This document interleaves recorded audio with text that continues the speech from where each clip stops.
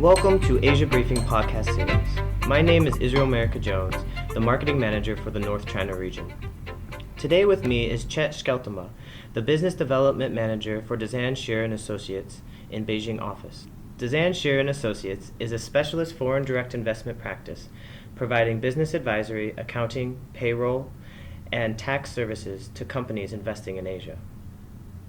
Today we're going to discuss Chet's recent trip through the U.S., visiting San Francisco, San Diego, New York, Dallas, and Houston, and a presentation that he gave discussing indirect taxes in China.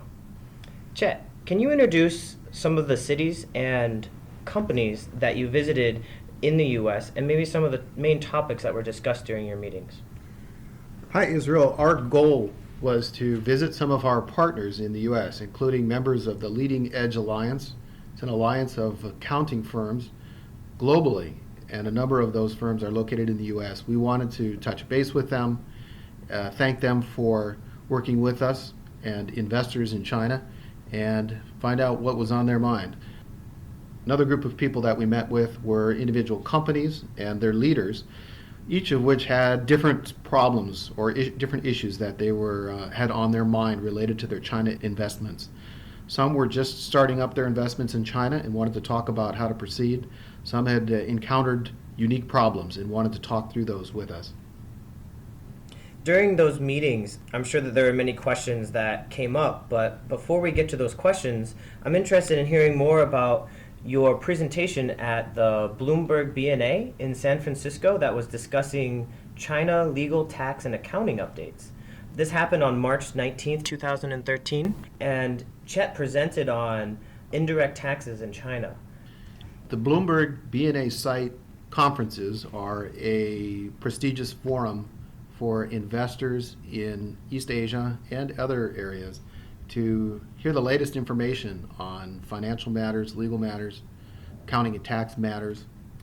So this forum it's held annually, and this one was held in San Francisco, and there were a number of very prominent companies and industries represented, and it was a chance to get the latest information on what's going on in China.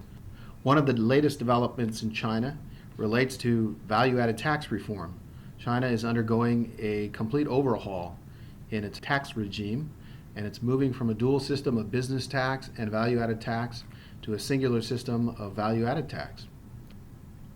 Why is it so important to be discussing the value-added tax at this seminar in San Francisco? As I mentioned, one of the reasons is just because of the countrywide change in the tax regime, moving from business tax and value-added tax to a singular system of value-added tax. So any companies investing in China need to understand better the value-added tax system and the implications on their business structures, how it's going to affect their margins. A reason why it's of particular interest to our clients in the U.S. is because so many are unfamiliar with a value-added tax system. Europeans have some familiarity, Americans very little, so it was important to include that subject in this seminar. You mentioned the European value-added tax. Is China's value-added tax the same as Europe's value-added tax? There are some similarities between the European systems and the Chinese system. Value-added tax, as you probably know, is a transactional tax. It occurs on transactions between companies. It's not a tax on their profits. European countries have long had a value-added tax system. China is now borrowing in some ways the European model, but it has its own unique, shall we say, Chinese characteristics. One reason why it's important for Americans to understand the value-added tax system in China is because it requires intensive management and oversight. In some ways, it's a little bit archaic. You need actual physical fapiaos, and you need to manage those physical fapiaos throughout your business operations in order to obtain the benefits of a value-added tax system. So for Americans who are not used to managing, maintaining, and using physical invoices and receipts, it's a bit of a surprise. With these physical receipts that you need for China's value-added tax, do companies that are interested in benefiting from this value-added tax need to have regional offices set up in China? So we're diving a little bit into some of the details of the value-added tax system. Maybe to give a little background, I can just introduce it briefly. Value-added tax system allows companies to use their input VAT tax as an offset or a deduction against their offset value-added tax. And if they manage that process well and the timing is managed well, they can significantly reduce their value-added tax burden. Now, there are other issues to keep in mind. Each branch office of a company in China needs to manage its own VAT invoice system. The company headquarters will have its own. Now, a company in a branch in China can consolidate for corporate income tax purposes, but not for VAT purposes. In addition, as each just has to manage its own system, each has to apply for value-added tax, general taxpayer status. So all of these processes are a little bureaucratic, and it's possible to manage them, but you have to plan ahead and you have to understand it'll be labor intensive and management intensive. From your travels, I'm interested in hearing maybe a common theme or a common question that people in the U.S. were asking about China.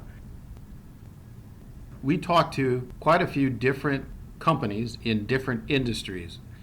Each has its own peculiarity and its own concerns and issues. I think many were interested in just trying to understand how easy it is to operate in the Chinese business environment. So that led us to interesting discussions around culture, about law, about the new Chinese government, about the future prospects of growth in the Chinese economy. Many times we had very interesting discussions. But in terms of one common theme, a little bit hard to identify one, other than just to say that Dezan Shira is a company that provides integrated services in tax, accounting, and legal.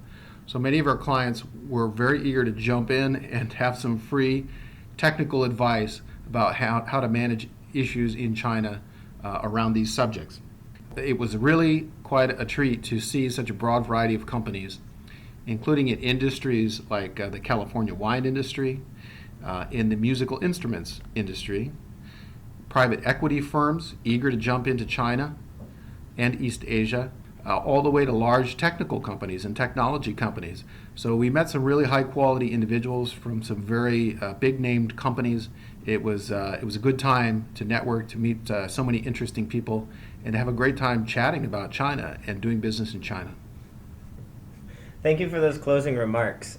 If this podcast has sparked your interest to learn more about doing business in China or Asia, we encourage you to look at Dezan Shira Associates website that can provide specialists to further discuss these issues in person. Thank you very much, and look forward to having you join us again at Asia Briefing Podcast.